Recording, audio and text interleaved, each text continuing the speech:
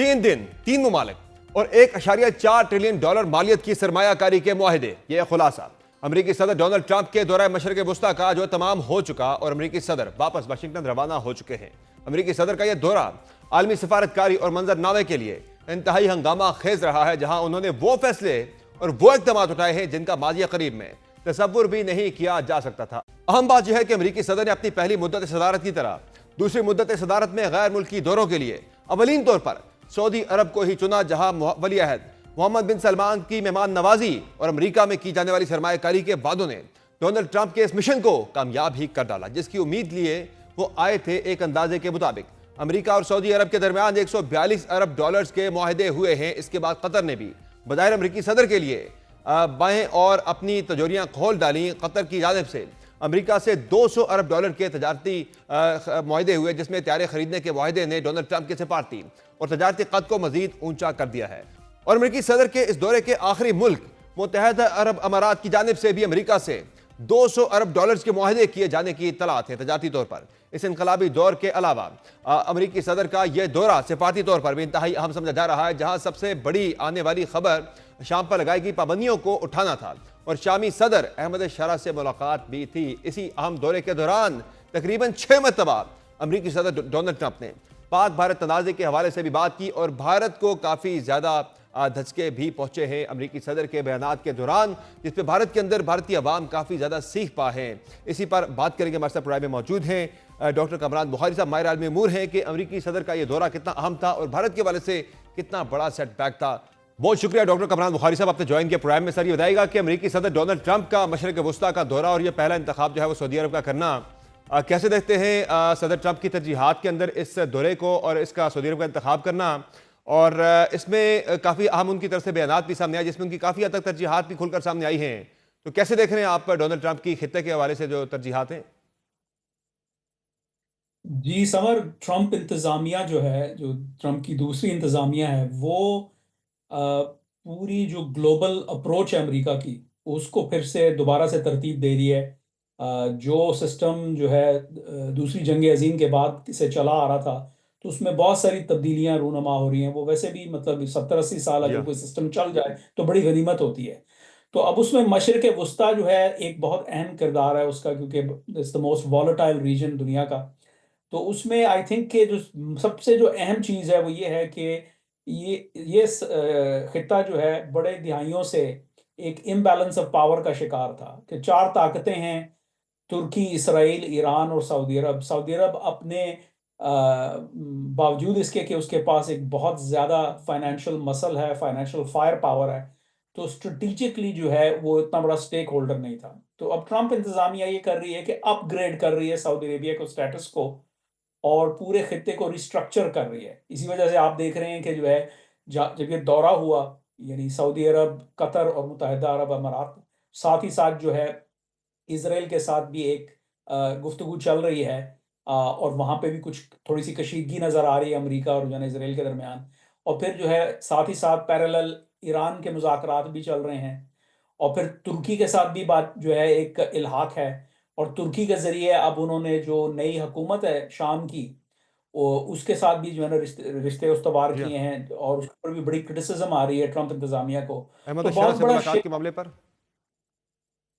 जी, बहुत बहुत बड़ा शेकअप हो रहा है, और ये शेकअप जो है मुतवक्को था, क्योंकि पुराना निज़ाम, पुराने तौर तरीके चल नहीं रहे थे ना। जो कशीदगियाँ थीं, जो क्राइसिस थे, वो बढ़ते चले जा रहे थे।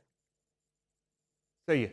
अच्छा सर, एक राय ये भी है कि ये इसराइल को नज़रअंदाज किया और इस तरफ आ गए, लेकिन हालांकि एक राय ये भी बन रही है कि सऊदी अरब आना, वो भी ट्रंप की जो पॉलिसी है आने वाले दिनों में अब्राहम एकॉर्ड पर अमल दरामद के हवाले से, उसका भी ये एक कनेक्शन उसके साथ भी जुड़ता है सऊदी अरब के दौरे से, कि ज़ाहिर है जब उस तरफ बढ़ेंगे तो सऊदी अरब का बड़ा अहम किरदार होगा। जी, जी, बिल्कुल। उसमें देखें, अगर आप देखें तो सऊदी अरब से बेसिकली ये कहा जा रहा है कि अब आप जो है वो फ़लस्तीनी इशू और जो ब्रॉडर जो अरब इज़राइली तनाज़ा है, उसमें आप लीडरशिप का किरदार अदा करें। आज तक आपने अमेरिका पे इन्हिसार किया है, हमसे कहा है कि हम आपको एक जो है वो टू स्टेट सॉल्यूशन ला के दें, फ़लस्तीनी मसले को हल करें, इसराइल पे दबाव डालें, उनको जो है ना मेज़ पे लेके आएँ।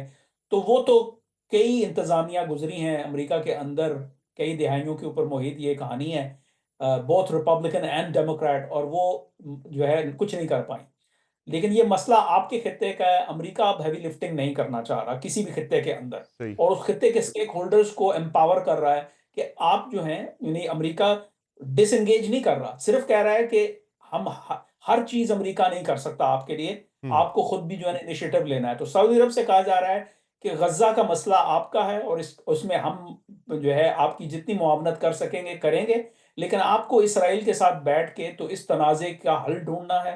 आपके अलावा कोई कर नहीं सकता, क्योंकि और अरब दुनिया के अंदर कोई ऐसी ताकत नहीं है जो कि ये काम सर अंजाम दे सकती है। तो आई थिंक इवेंचुअली जो है, इसी वजह से सदर डोनाल्ड ट्रंप ने जो है अपनी तकरीर में रियाद में यही कहा कि मैं चाहता हूं कि आप इब्राहिम अकॉर्ड को जो है का हिस्सा बन जाएं, लेकिन मैं समझ सकता हूं कि आप अपने वक्त पे करेंगे।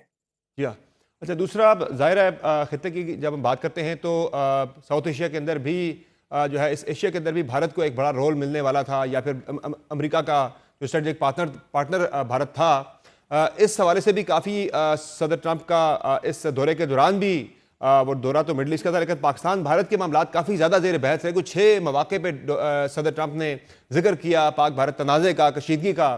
तो भारत के हवाले से जो वहाँ पे पॉलिसी बदल रही है, जिस तरह से एप्पल को कह दिया गया कि वहाँ से अपनी सरमाकारी को ख़त्म करें, वापस अमेरिका के अंदर आएँ, तो इस पे आप कैसे देख रहे हैं कि भारत के हवाले से तरजीहात क्या चेंज हो रही हैं वाशिंगटन के अंदर? जी, इसमें समर कुछ बारीकियां हैं जिनको समझने की ज़रूरत है।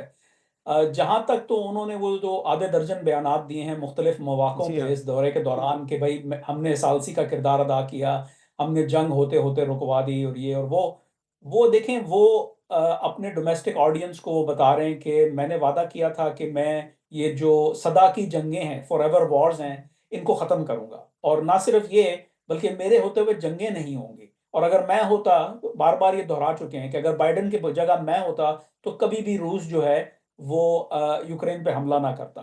तो वो उस पे पूरे उतरने की कोशिश कर रहे हैं, वो वहां सिग्नलिंग हो रही है। साथ ही साथ उनके नाकदीन बहुत हैं अमेरिका के अंदर भी और आलमी सतह पे, जी हाँ। तो उनको भी कह रहे हैं कि देखें जो है, तुम मेरे खिलाफ बोलते रहते हो, लेकिन देखो मैंने कितनी आसानी से एक बहुत खौफनाक जंग को रोक दिया। तो ये एक पहलू है। उसका दूसरा भी एक पहलू है, वो ये है कि वो भारत को भी एक सिग्नल दे रहे हैं कि देखें, आप दोनों काम नहीं कर सकते। हम चाहते हैं कि आप हमारे साथ मिलके बड़े पैमाने पे, बड़े स्ट्रेटेजिक लेवल पे खेल खेलें। आप दुनिया की 5वीं जो है बड़ी इकोनॉमी है, और इस साल जो है आईएमएफ कह रहा है कि आप चौथे नंबर पे आ जाएंगे। सही। तो आपको ये डिसाइड करना है कि आपको ये जो दहशतगर्दी है, तो इसको डील करने के लिए आपने क्या जंग लड़नी है। अगर जंग लड़ेंगे तो फिर सरमाया नहीं आएगा, सरमायाकारी नहीं होगी, और वो हम काम नहीं कर सकेंगे। तो आप डिसाइड कर लें सही। कि आप जो है वो पाकिस्तान से लड़ना चाहते हैं या चीन का मुकाबला करना चाहते हैं। दोनों काम नहीं हो सकते, ये मेरा ख्याल में मैसेज दिया जा रहा है। और वो उन्होंने मतलब अब बड़े खुल के कहा है कि ट्रेड करो भाई। और मैंने उनको हम्म। सदर डोनाल्ड ट्रंप ने ये भी कहा कि मैंने अपनी गुफ्तगू में उनको कहा है कि स्टॉप दिस, जी हाँ। मतलब ये बंद करें।